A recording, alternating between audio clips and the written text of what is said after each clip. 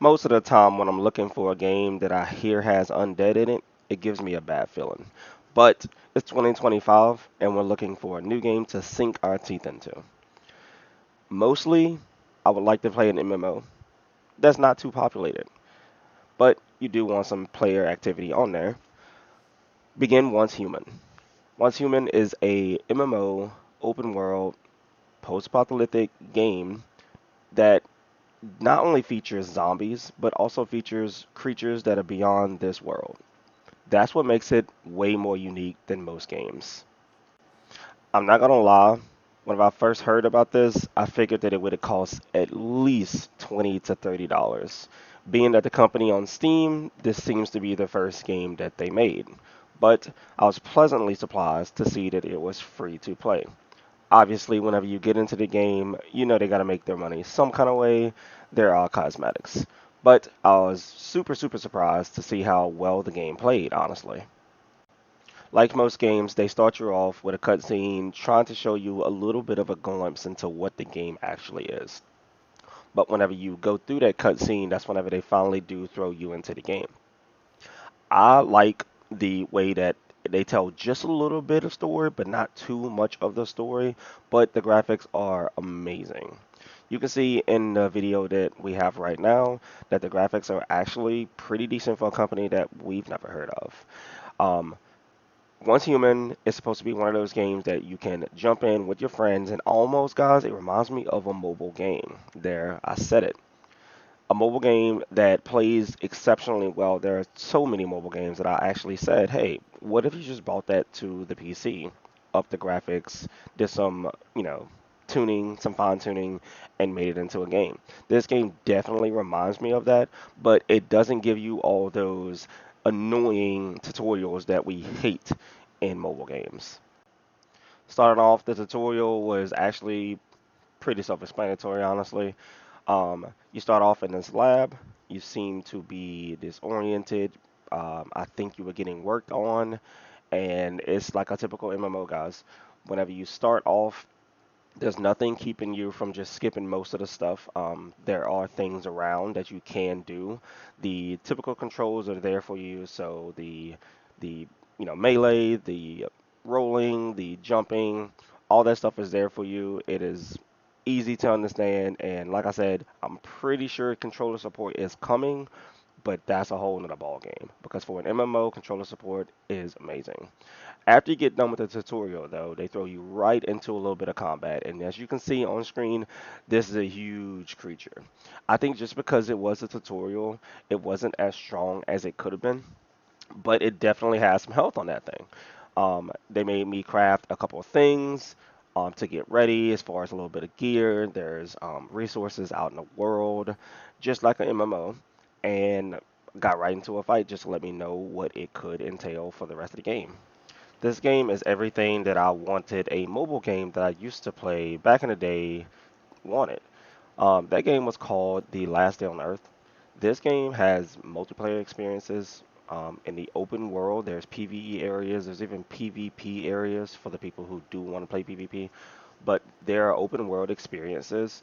And like I said earlier, it does remind me a lot of the mobile game experience but they don't bombard you with any kind of purchases or anything like that. The store is completely cosmetic as far as I'm concerned right now. I don't think they'll change it. They might change it, who knows? It's a money grab. At the end of the day, they got to get their money some kind of way. But this game has the open world experiences that everybody likes. Anybody can pull up. You can find a player there. You can help him. You don't have to help him. You can do it solo.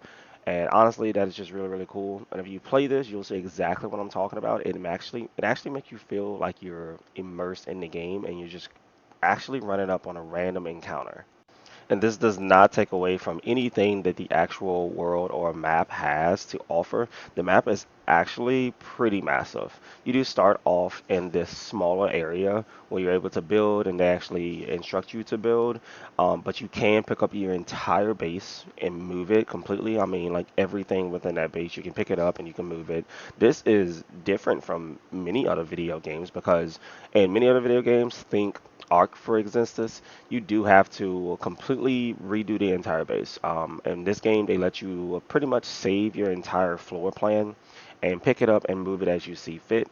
And as I said, we ended up building somewhere early, and later we're probably about the midway point right now. We probably got about 50 hours into the game. We did end up moving it somewhere to like a medium level area, maybe level 30-ish or something like that.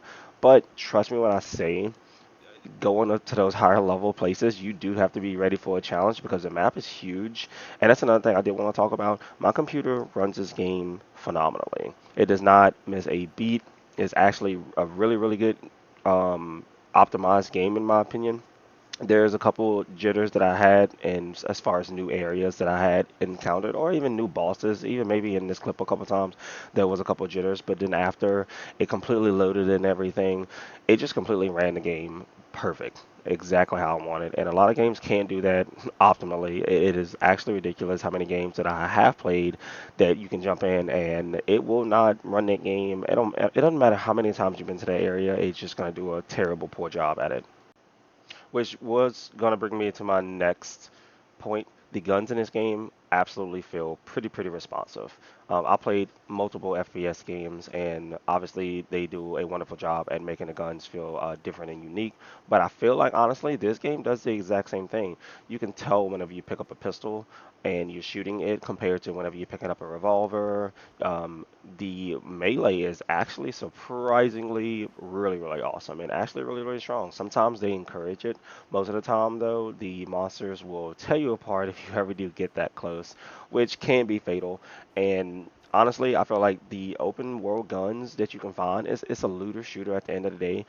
That just makes it so much more amazing because you truly never know what you're gonna get. Some of the mystery crates do entail some of the same things, but as far as what everybody is gonna get, you could be playing with your friend for 10 to 12 hours straight, which is what I did one time, and we will never have the same guns. Some of the same guns you might have, and obviously some of the same blueprints you can get, but most of the time, the guns that you pick up are yours and yours to keep. They're going to be completely different than a lot of other people's because there are tiers to it.